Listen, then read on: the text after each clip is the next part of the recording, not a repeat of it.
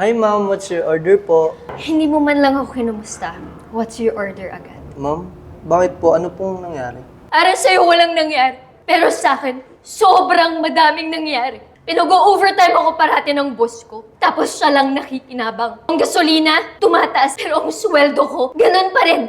Filmmaker talaga ako by profession at bilang first time na negosyante, natutunan ko na iba-iba talaga topak ng mga tao, no? Duh, nangyari kay ma'am. Ma'am, problema ko po ba yun?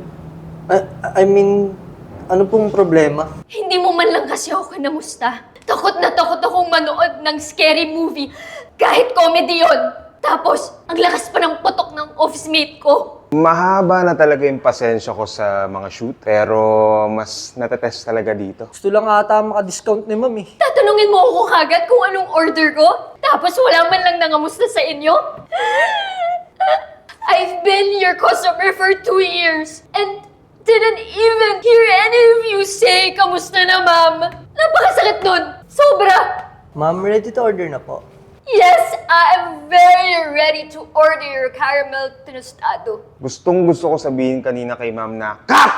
Pero wala eh, mukhang emotional talaga si ma'am eh. Sir, naghahanap buhay lang naman ako. Hindi ako therapist niya. Huwag sa akin mag-iiyak.